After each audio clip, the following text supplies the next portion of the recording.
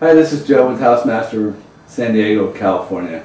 We're going to show you today how to take an old toilet out and replace it with a new one.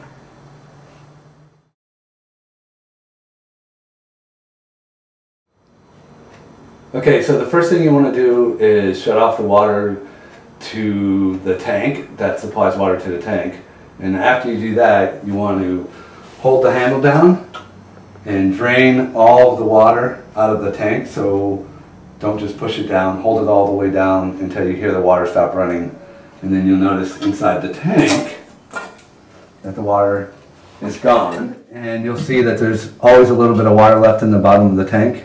You can either siphon that out, or typically most people just leave it there and pull the toilet and the tank together as one.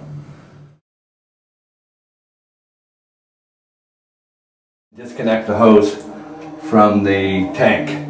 What I usually do is take a bowl and stick it underneath the water line, because the water line likes to drip water, and if you're replacing the toilet with a wood floor, you can damage the floor.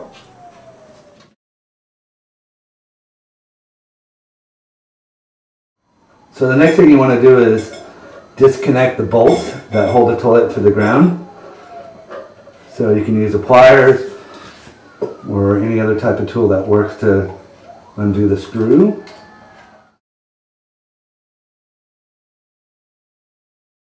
So one of my tips before pulling the toilet is to make area cleared out in the tub or the shower, because when you pull the toilet there's still some water left in the tank, and if you try to carry it through the house out to the garage or the yard, you'll drip water all over.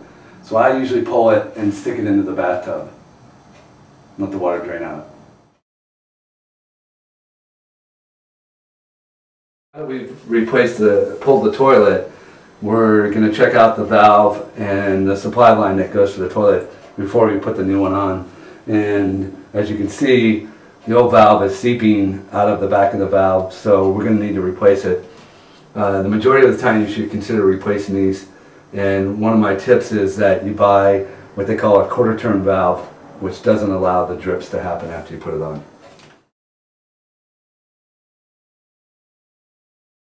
We're out at the street here at the water meter for the complex.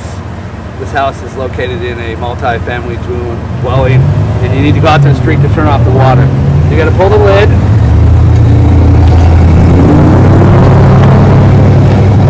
Watch out for bugs, possibly black widows when you get into here, and you want to shut off the valve.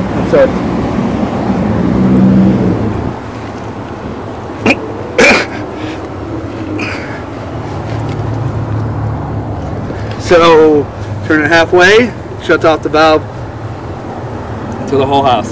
So after you shut off the valve at the street, you want to come into one of the bathrooms or the kitchen and open up the fixture so the water can drain out. So when you go to pull the valve, you're not draining all this water in the area where you're working. So you just turn it on and let it run for a few minutes, and even after it stops draining, just leave it on. We're going to empty out the bowl here before we pull the valve, because it's not uncommon to have a bunch of water come out, so we want as much water as possible. Sometimes they're heavily corroded on there, so you got to take your time.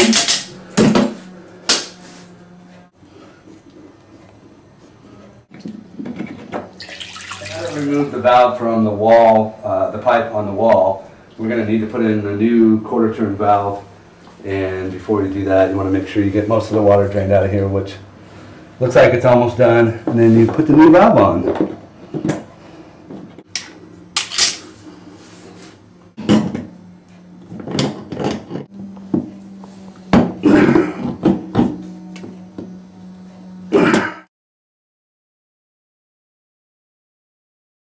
I'm going to take the old wax ring off and the bolts. I always grab a piece of cardboard, either from the wax ring box for the new wax ring, or just a piece of paper plate or something, so you can take the old wax and stick it on here and it doesn't get all over everything. So,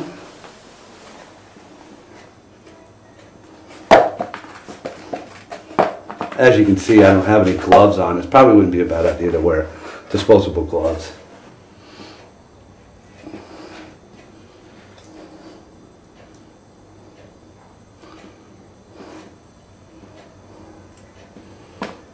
So then you have the little bolts.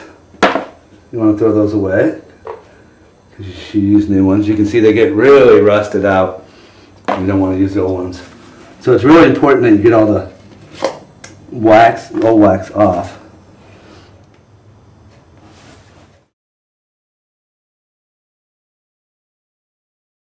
Alright, so we got the directions to the toilet. It comes in every box. You want to make sure you read it. Pick the language that works for you. And don't be a typical male and not read the directions, because you never know. They might have changed the way they do things. These are the new bolts to bolt the toilet down to the floor. So they're nice and shiny. New washer, new nuts. And they go down here on the toilet flange on the floor. So you slide them in like this, and then you turn them to where they lock in place so they don't slide around. So again, slide them in face first. After you get them in, you turn them. So then that way when you bolt them down, they don't pull up. And then what I do is I make sure that my hand's over the hole so you don't drop these down the toilet hole. And then I just set them aside. The wax ring, and there's two different types of wax rings. One is the wax ring with the flange, which is this one. And that goes down in the toilet like that.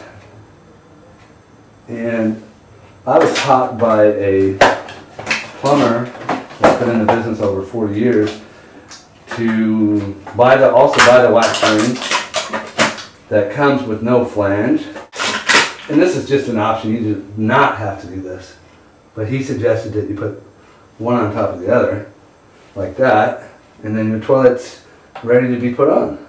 The toilet on now, and it's really important that you don't mess up the wax ring.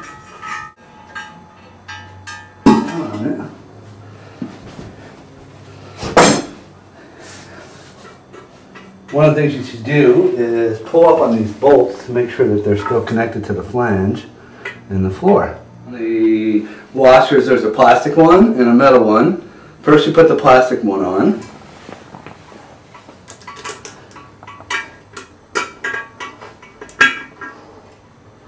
And then the metal one. And then I always put these on because they're the caps for the nice finished look when you're done with the toilets. And you want to make sure that you don't tighten one side before the other. So you want to get them both on. Like that. So now we'll do the other side.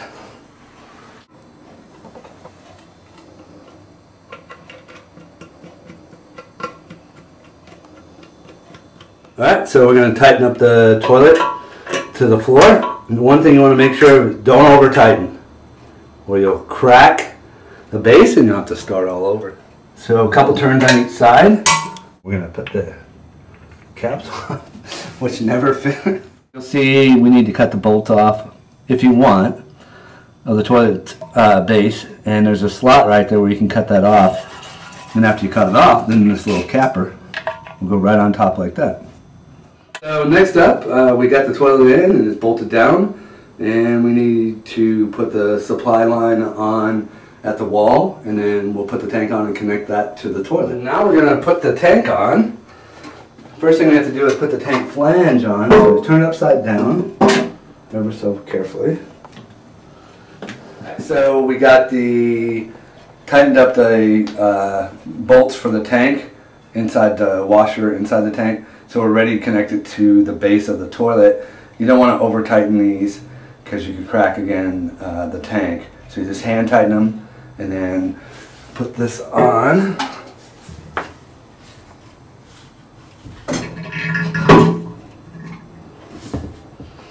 And you kind of hold the tank kind of level, not hitting one side or the other.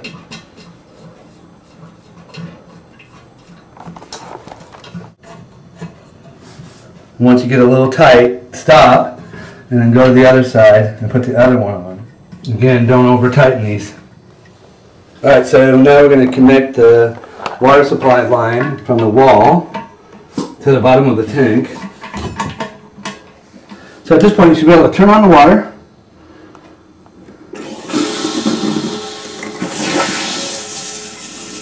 And we get, voila, toilet.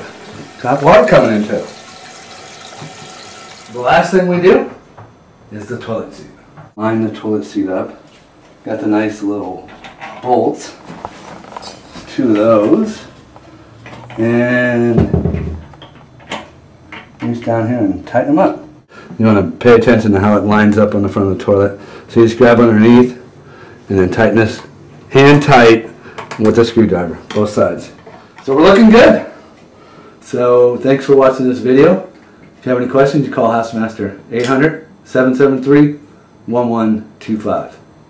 Have a good day.